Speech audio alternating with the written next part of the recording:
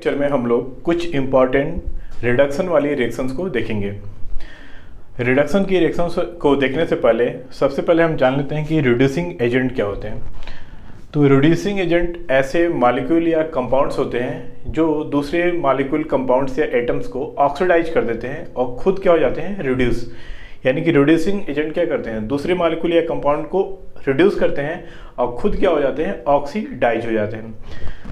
Reduction की सबसे best reaction है क्लीमेंसन रिडक्शन, हिंदी में इसको कहते हैं क्लीमेंसन अपचयन। ये क्या होती है, इसको देखते हैं। जब किसी एल्डिहाइड या कीटोन, एल्डिहाइड मतलब CHO समूह और कीटोन मतलब CO ग्रुप हो, तो जब किसी एल्डिहाइड या कीटोन की अभिक्रिया जिंक अमाल्गम और HCl, जिंक अमाल्गम और HCl के साथ कराई जाती है तो एल्डिहाइड या कीटोन से एल्केन का फॉर्मेशन हो जाता है। इसी रिएक्शन को बोलते हैं क्लीमेंसन रिडक्शन। और इसमें जो रिड्यूसिंग एजेंट लिया गया है वो है जिंक अमाल्गम HCl। अब ये जिंक अमाल्गम HCl करता क्या है,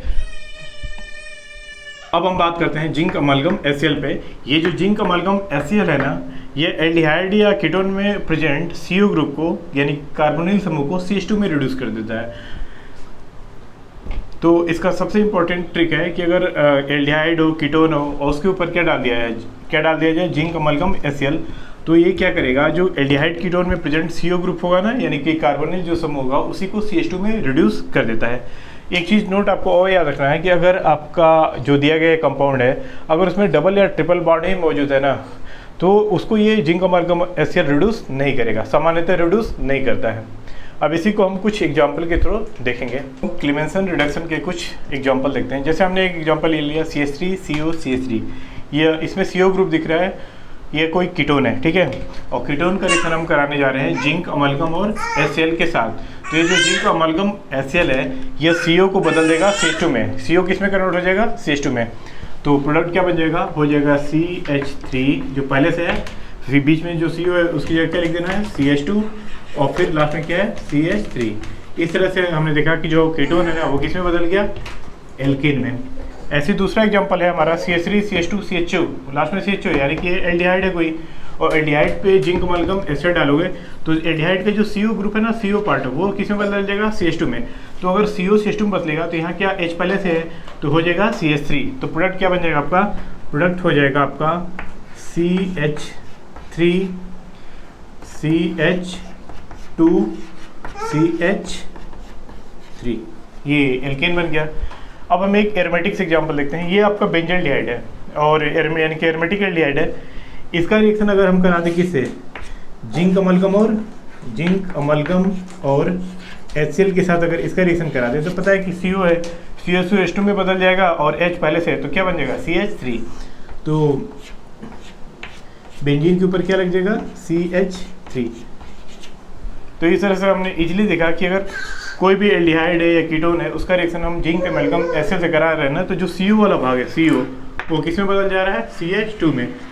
और इस तरह से क्या बन जा रहा है, एल्कीन। यहाँ दूसरा देखा तो एल्डिहाइड था, इसका जो CO वो किस में बदल गया, CH2 में, तो यहाँ क्या आ गया, CH3। ये बेंजल्डिहाइड का CO ये किस में बदल गया, CH2 में, तो टोटल क्या हो गया, CH3। इस तरह से हमने देखा कि क्लीमेंसन रिडक्शन क्या होती है, कैसे जिंक अमाल्गम HCl कार्बोनिल कंपाउंड का रिडक्शन करके एल्केन बनाता है। एक एग्जांपल इसका और देखते हैं, रिडक्शन का एक और एग्जांपल देखते हैं। जिस कोई 5 मेंबर रिंग है जिसमें यहाँ पे CO ग्रुप लगा हुआ है, यानी कि कार्बोनिल कार्बन है, और यहाँ पे मॉलिक्यूल में एक डबल। तो हम जानते हैं ना कि जिंक अमाल्गम में HCl नॉर्मली डबल बॉन्ड का रिडक्शन नहीं करता है, वो रिडक्शन किसका करता है, CO ग्रुप का। तो CO ग्रुप किस में कन्वर्ट हो जाएगा, CH2 में। तो यहाँ क्या आ जाएगा, CH2। तो CH2 आते ही आपको क्या बच गया, ये 5 मेंबर रिंग आ गई है, यहाँ डबल बॉन्ड आ गया, यानी कि ये जो पार्ट था CO वाला, वही किस में कन्वर्ट हो गया, CH2 में। तो इस तरह से हमने देखा कि क्लीमेंसन रिडक्शन क्या होती है। इसके बाद इसी से मैच खाती एक और रिएक्शन है जिसको बोलते हैं वुल्फ किस्नर रिएक्शन, उसको भी हम देखते हैं। अब हम अपनी second reaction Wolff Kishner reaction पे बात करेंगे। वुल्फ किस्नर अभिक्रिया, ये जो अभिक्रिया है ना, वो ठीक क्लीमेंसन रिडक्शन जैसा ही होती है। जब वुल्फ किस्नर में रिएक्टेंट और प्रोडक्ट सेम होंगे, क्लीमेंसन रिडक्शन के बदलेगा क्या, केवल रिड्यूसिंग एजेंट। तो होता क्या है, इसको देखते हैं एक बार। जब किसी एल्डिहाइड या कीटोन, दोनों अभिक्रिया, एल्डिहाइड भी ये रिएक्शन देगा और कीटोन भी देंगे, तो जब किसी एल्डिहाइड या कीटोन की अभिक्रिया NH2 KOH प्लस हीट, यानी कि हाइड्रोजन बेस और बेस के साथ करा के थोड़ा सा हीट करते हैं तो एल्केन में बनता है। यानी कि जब किसी एल्डिहाइड या कीटोन की अभिक्रिया हाइड्रोजन बेस, जैसे हमने ले लिया KOH या NOH भी ले सकते हो, हाइड्रोजन बेस और हीट बेस के साथ रिएक्ट करा के हिट करने पे एल्केन का फॉर्मेशन होता है। इसी रिएक्शन को क्या बोलते हैं, उल्फ किस्नर रिएक्शन। अब ये हाइड्रोजन KOH और हीट क्या करेंगे, यही लोग CO को CH2 में रिड्यूस कर देते हैं। जैसे हमने एक एग्जांपल ले लिया, बेंजीन है, उस पर COCH3 लगा है, CO ग्रुप दिख रहा है, यानी कि ये कोई कीटोन है। तो ये हमें पता है कि हाइड्रोजन बेस और हीट क्या करेंगे, इस CO ग्रुप को CH2 में कन्वर्ट कर देंगे। तो ये CH2 में बदलेगा तो हो जाएगा यहाँ पे क्या, CH2CH3। तो देखो CH2CH3 प्रोडक्ट बन गया।